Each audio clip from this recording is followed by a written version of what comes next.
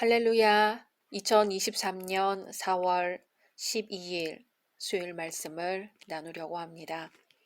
먼저 기도하겠습니다. 주님, 이 시간 주님의 말씀을 듣고자 모였습니다. 이 시간 성령님 임재하여 주시고 우리의 마음을 주장하여 주옵소서. 온전히 마음과 뜻과 정성 모두어 예배드리기를 원하오며 예수님의 이름으로 기도드립니다. 아멘. 오늘의 말씀은 사도행전 3장입니다. 제9시 기도 시간에 베드로와 요한이 성전에 올라갈새 나면서 못 걷게 된 이를 사람들이 메고 오니 이는 성전에 들어가는 사람들에게 구걸하기 위하여 날마다 미문이라는 성전문에 두는 자라. 그가 베드로와 요한이 성전에 들어가려 함을 보고 구걸하거늘 베드로가 요한과 더불어 주목하여 이르되 우리를 보라 하니 그가 그들에게서 무엇을 얻을까 하여 바라보거늘 베드로가 이르되 은과 금은 내게 없거니와 내게 있는 이것을 내게 주노니 나사렛 예수 그리스도의 이름으로 일어나 걸으라 하고 오른손을 잡아 일으키니 발과 발목이 곧 힘을 얻고 뛰어서서 걸으며 그들과 함께 성전으로 들어가면서 걷기도 하고 뛰기도 하며 하나님을 찬송하니 모든 백성이 그 걷는 것과 하나님을 찬송함을 보고 그가 본래 성전 미문에 앉아 구걸하던 사람인 줄 알고 그에게 일어난 일로 인하여 심히 놀랍게 여기며 놀라니라. 나은 사람이 베드로와 요한을 붙잡으니 모든 백성이 크게 놀라며 달려 나아가 솔로몬의 행각이라 불리우는 행각에 모이거늘 베드로가 이것을 보고 백성에게 말하되 이스라엘 사람들아 이 일을 왜 놀랍게 여기느냐 우리 개인의 권능과 경건으로 이 사람을 걷게 한 것처럼 왜 우리를 주목하느냐 아브라함과 이삭과 야곱의 하나님 곧 우리 조상의 하나님이 그의 종 예수를 영화롭게 하셨느니라. 너희가 그를 넘겨주고 빌라도가 놓아주기로 결의한 것을 너희가 그 앞에서 거부하였으니 너희가 거룩하고 의로운 일을 거부하고 도리어 살인한 사람을 놓아주기를 구하여 생명의 주를 죽였도다. 그러나 하나님이 죽은 자 가운데서 그를 살리셨으니 우리가 이 일의 증인이라. 그 이름을 믿음으로 그 이름이 너희가 보고 아는 이 사람을 성하게 하였나니 예수로 말미암아 난 믿음이 너희 모든 사람 앞에서 이같이 완전히 낫게 하였느니라. 형제들아 너희가 알지 못하여서 그리하였으며 너희 관리들도 그리한 줄 아노라. 그러나 하나님이 모든 선지자의 입을 통하여 자기의 그리스도께서 고난받으실 일을 미리 알게 하신 것을 이와 같이 이루셨느니라. 그러므로 너희가 회개하고 돌이켜 너희 죄 없이 함을 받으라. 이같이 하면 새롭게 되는 날이 주 앞으로부터 이를 것이요 또 주께서 너희를 위하여 예정하신 그리스도 곧 예수를 보내시리니 하나님이 영원전부터 거룩한 선지자들의 입을 통하여 말씀하신 바 만물을 회복하실 때까지는 하늘이 마땅히 그를 받아두리라. 모세가 말하되 주 하나님이 너희를 위하여 너희 형제 가운데서 나 같은 선지자 하나를 세울 것이니 너희가 무엇이든지 그의 모든 말을 들을 것이라. 누구든지 그 선지자의 말을 듣지 아니하는 자는 백성 중에서 멸망받으리라 하였고 또한 사무엘 때부터 이어 말한 모든 선지자도 이때를 가리켜 말하였느니라. 너희는 선지자들의 자손이요 또 하나님이 너희 조상과 더불어 세우신 언약의 자손이라. 아브라함에게 이르시기를 땅 위의 모든 족속이 너의 씨로 말미암아 복을 받으리라 하셨으니 하나님이 그 종을 세워 복 주시려고 너희에게 먼저 보내사 너희로 하여금 돌이켜 각각 그 악함을 버리게 하셨느니라. 아멘. 오늘은 초대교회의 첫 번째 기적이라는 제목으로 말씀 나누려고 합니다. 오순절에 놀랍게 성령이 맞아 감격적이면서 충격적인 사건이 일어났지요. 120명이 방언을 하기 시작했습니다. 뛰어나가서 자기들도 모르는 말을 하며 전도를 하기도 했습니다. 그날 하루에 세례를 받은 사람이 3,000명이나 되었습니다. 성령의 바람이 불고 성령의 불이 떨어졌습니다. 이 사건 이후 베드로와 요한은 기도 시간을 정해놓고 성전에 올라가 기도했습니다. 보통 성령 충만한 사람들은 열광적인 모습을 보이게 마련이지요. 정상인의 눈에는 그것이 조금 이상스럽게 보일 정도로 흥분이 있고 열광이 있고 그렇습니다. 그런데 오늘 사도들을 보면 그런 열광과 흥분의 상태에만 계속 있었던 것이 아니라 시간을 정해놓고 경건 생활을 하고 있었습니다. 성령 충만해서 흥분과 감동만 있는 것이 아니라 그들은 매일 시간을 정해놓고 체계적으로 훈련을 받고 말씀을 공부하고 기도 생활을 했다는 것입니다. 유대인들은 일반적으로 오전 9시, 오후 3시, 그리고 해질 무렵 등 하루에 3번씩 기도하면서 하루 종일 하나님을 생각했습니다. 아침에 기도하는 것은 쉽습니다. 저녁에 모든 일을 마치고 기도할 수도 있죠. 그러나 일하는 도중인 오후 3시에 기도하는 일은 쉽지 않습니다. 오후 3시에 기도했다는 것은 그들의 생각 속에 날마다 하나님이 있었다는 뜻입니다. 구약에도 이렇게 시간을 정해놓고 기도한 사람이 있었지요. 다니엘입니다. 그는 하루에 3번씩 시간을 정해놓고 하나님 앞에서 기도를 하는 약속을 지켰습니다. 세상을 살아가며 우리는 여러 가지 약속을 합니다. 어떤 약속은 해놓고도 지키지 않습니다. 정말 중요한 사람, 또 대통령이랑 약속을 해놓고 어기는 사람은 없겠지요. 하지만 하나님과의 약속은 쉽게 어깁니다. 시간을 정해놓고 정기적으로 하나님을 만난다면 그 사람은 하나님의 사람임에 틀림없습니다. 베드로와 요한의 관심은 하나님이었습니다. 기도는 기적을 준비하죠. 기도는 기적을 잉태하고요. 기도는 기적을 낳습니다. 기적을 바라는 사람에게는 기적이 없지만 그리스도를 바라보는 사람에게는 기적이 생깁니다. 기적만을 요구하는 사람들이 있죠.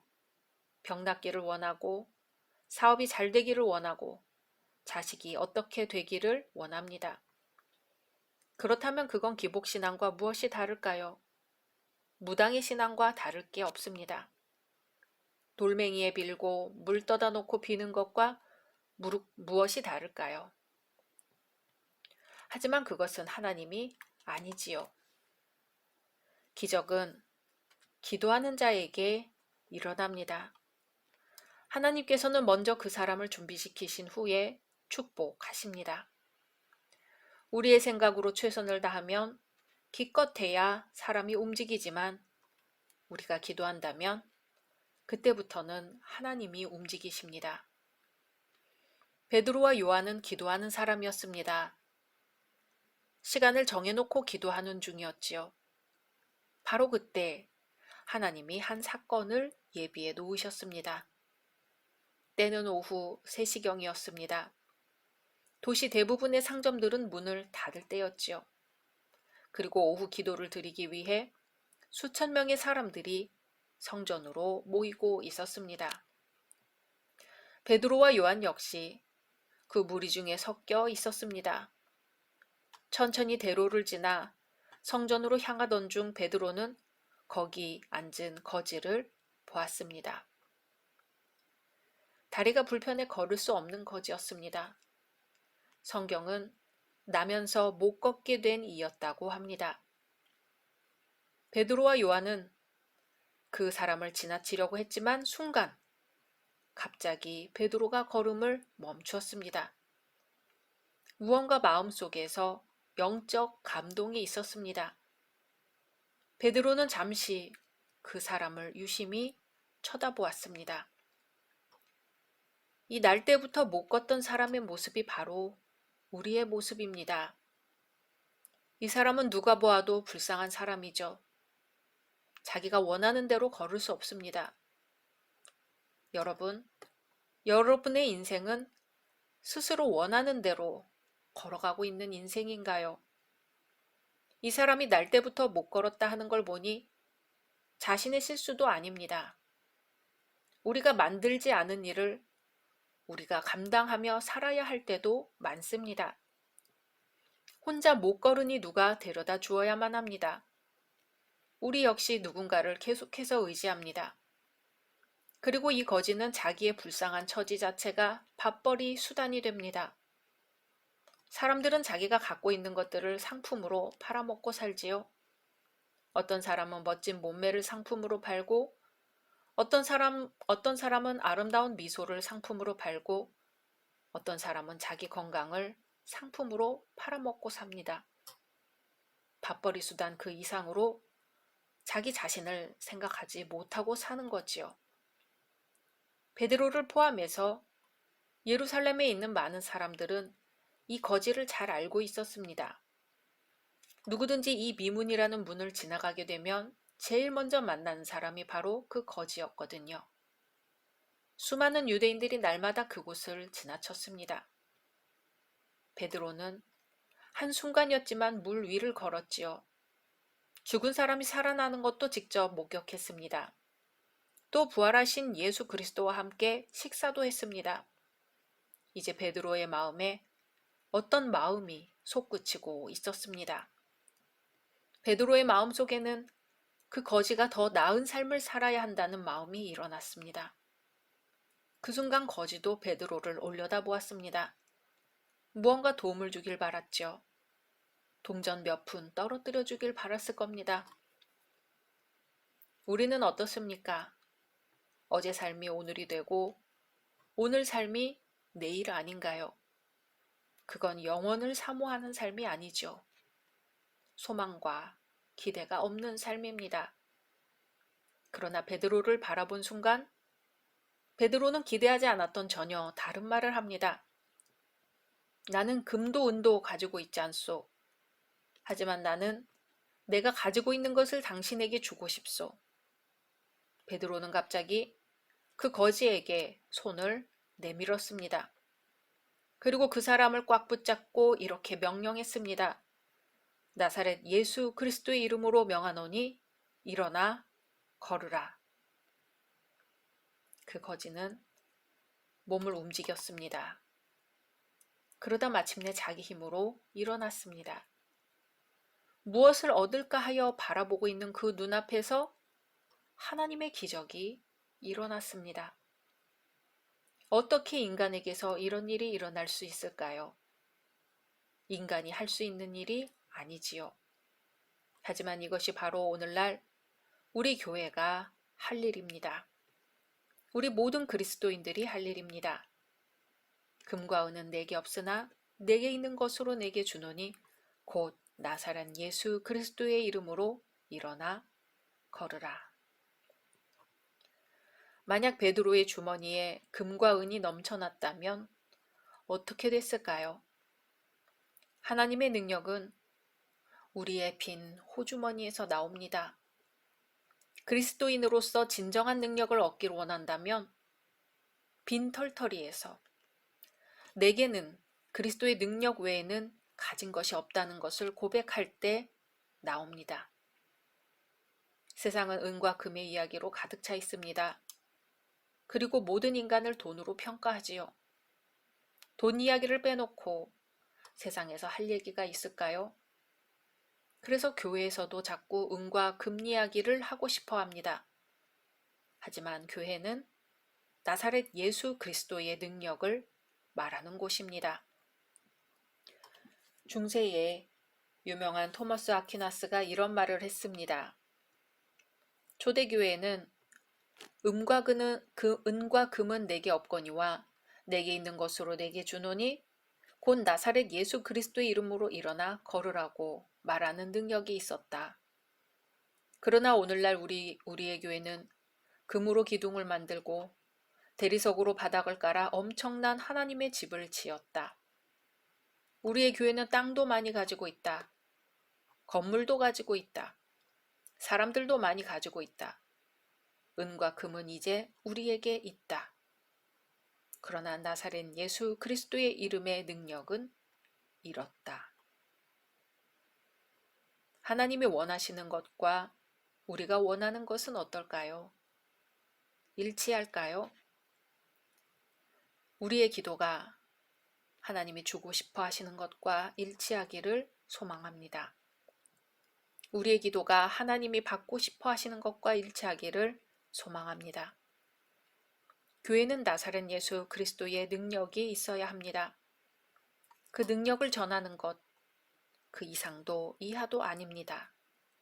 거기에 교회의 본질이 있습니다. 이 거지는 한 걸음씩 발을 옮겨 보았습니다. 그러다 더 빨리, 더 높게 뛰어보기도 했습니다. 그 사람은 자기 다리로 걷는 것을 보았고 얼굴은 웃음과 눈물로 범벅되고 있었습니다. 이 거지의 행동은 그곳을 지나가던 수많은 사람들을 멈추게 했습니다. 베드로와 요한이 행한 기적은 현대의학으로 설명할 수 없는 매우 경이로운 일이죠. 하지만 사도들은 그 일을 통해 자신들을 드러내려고 하지 않았습니다. 사도들은 그 사건이 있은 후 아무 일도 없는 듯이 성전으로 들어가 버렸습니다. 치유를 받은 거지도 성전으로 들어갔습니다. 멀쩡해진 다리로 이제는 구걸하기 위해서 성전 앞에 있는 것이 아니라 예배하기 위해 성전으로 두 발로 걸어 들어갔습니다. 사실 너무 기뻐서 뛰어다니고 있었지요. 성령이 임하시면 늘 그 사람이 그 사람인 것 같던 그 사람이 이렇게 변할 수 있습니다. 이 사람에게 성전은 지금까지 평생 구걸하여 밥 벌어먹던 곳이었지요. 하지만 성전은 이제 하나님의 영광이 임재하는 곳, 하나님의 거룩이 있는 곳이 되었습니다. 그날 정말로 진심을 다해 온 마음과 정성을 다해 하나님 앞에 예배를 드리게 되었습니다.